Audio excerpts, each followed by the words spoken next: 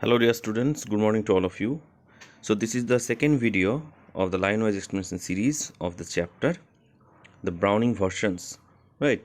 So in the video number 1 we got to know about the characters and the problem of this particular student whose name is Tableau. So let's see what kind of conversation he is having in this particular video. Sorry sir, I got carried away. That means he was saying something about Mr. Crocker Harris. Frank, evidently, yeah, definitely. And he picks up a newspaper and opens it. Tableau, yes, sir. What was that Crocker Harris said to you? Just repeat it, would you? Now, Frank is saying that. Can you repeat what Mr. Crocker Harris said to you? Tableau, imitating again. Now he is imitating Mr. Crocker Harris again. My dear Tableau, I have given you exactly what you deserve, no less and certainly no more. Frank, looking severe. Not in the least like him. Read your nice Skylus and be quiet. And Frank is saying that, no, it's not good and you have to read your Skylus and be quiet. Tableau, with dislike. Skylus, sir, again I have to read Skylus. Frank, look, what time did Mr. Crocker Harris tell you to be here? Tableau, 6:30, sir. Frank, well, he is 10 minutes late. Why don't you cut? You could still play golf before lockup. So Frank is saying that you can move from here and before he comes, you can again come to this place. So go now. Why don't you cut means you can bunk this particular time. Tableau, really shocked. Oh no, I could not cut. Means I could not bunk, sir. Cut the croc, Mr. Crocker Harris, and with Mr. Crocker Harris it is impossible for me.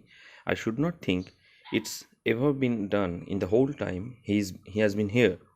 God knows what would happen if I did.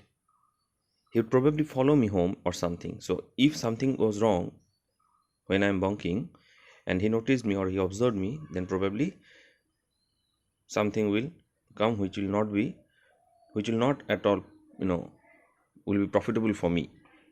So I am not going anywhere. Frank, I must admit I envy him the effect he seems to have on you boys in the form. You all seem scared to death of him. What does he do? Beat you all or something? And Frank is saying that I must envy. I'm appreciating that this kind of fear. What he is doing with you? That you are having such kind of fear about that particular person, Mr. Crocker Harris. Tableau. Good Lord, no. He's not sadist like one or two of others. And he's saying. The student is saying that no sir, he is not at all a sadist. Sadist means the person who is getting pleasure when he is observing someone in pain. Okay. Frank, I beg your pardon.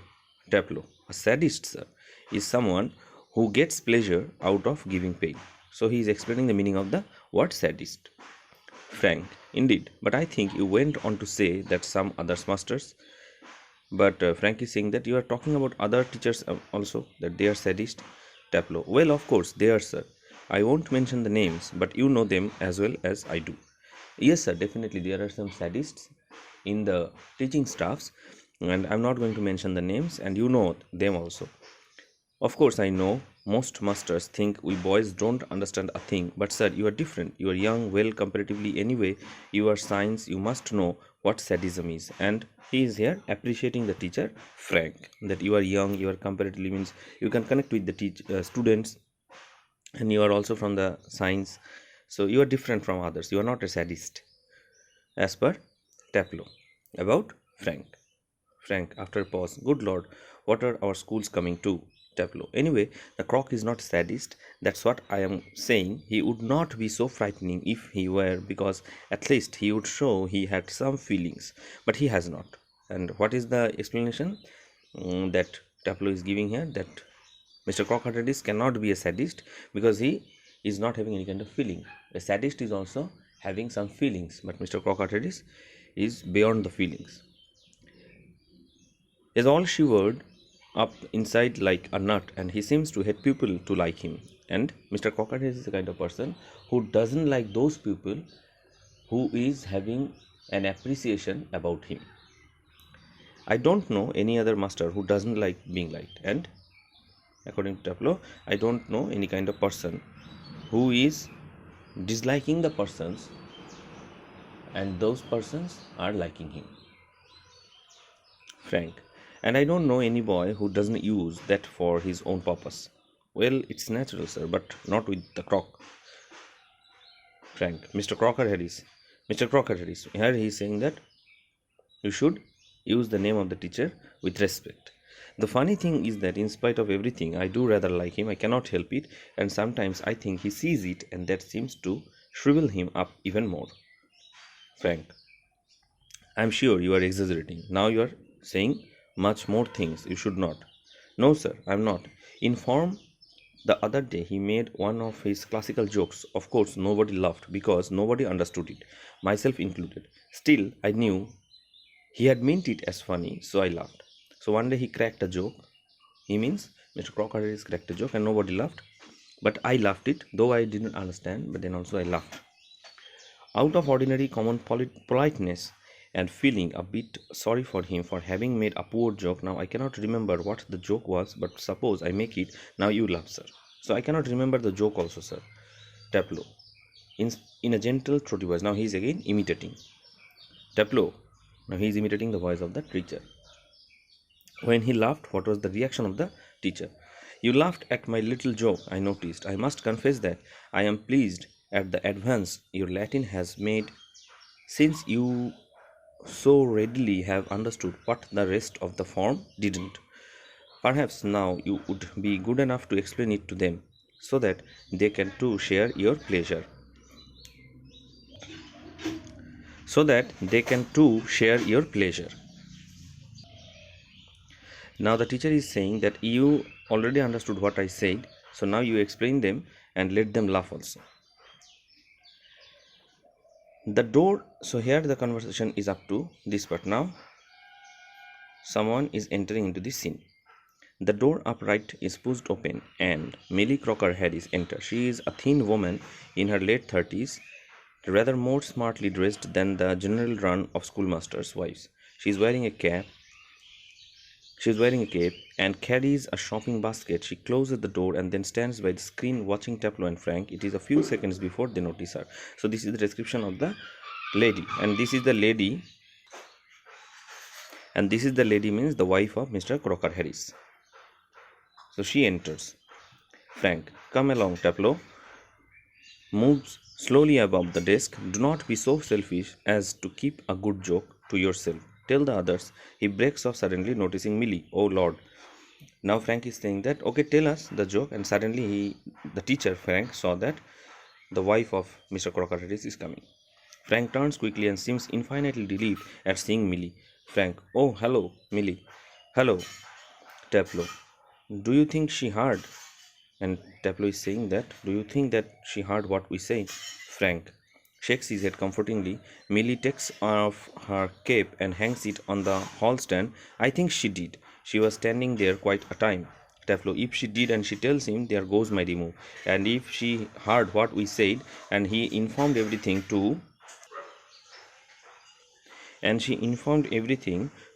the teacher, then I am not going to get my result. Frank, nonsense. He crosses through the fireplace. Millie takes the basket from the sideboard and moves above the table and puts the basket on it. Millie, to Taplow, waiting for my husband. Now there is a kind of conversation between the wife of Mr. Crocker Harris and the student Taplow. So Millie is asking, the wife is asking that, are you waiting for my husband, your teacher? Taplow, yes. Millie, he is at the bursars and might be there quite a time. If I were you, I'd go. So she told that where is the teacher. So she's saying that if I were you, so probably I will go to the particular location and I will meet the teacher. Taplow, doubtfully, he said most particularly I was to come, but ma'am, sir said that sir will come here. So he said me to wait over here. How can I go? Millie, well, why don't you run away for a quarter of an hour and come back? She unpacks something from the basket. Taplow, supposing he gets here before me, and he's asking that if sir is coming before me. Millie, smilingly, okay, I will take the blame. She takes a prescription out of the basket. I tell you what, you can do a job for him. and she's giving one idea to the student that okay, I can give you an idea that you can make your teacher happy. Take the prescription to the chemist and get it made up. So you go to the chemist, you go to the shop and bring the medicines. Tableau. All right, Mrs. Crocker Harris. He crosses towards the door upright. So now Tableau is going to that particular medicine shop. So in this way, the text ultimately ends over here. So if we summarize the text point wise, there is nothing that much of seriousness in this prose, but the characters are important, the problem of the student, and how we can imagine a character while listening the conversation of other characters about that person, and the person is Mr. Crocker Harris. So he is not there in the play, but throughout the play we get the idea that what kind of person he is, right? So there are four characters mainly: Mr. Crocker Harris and Frank, then Tableau, and the wife of Mr. Crocker Harris, Millie Crocker Harris, right? So this is all about the Browning version, right? Thank you.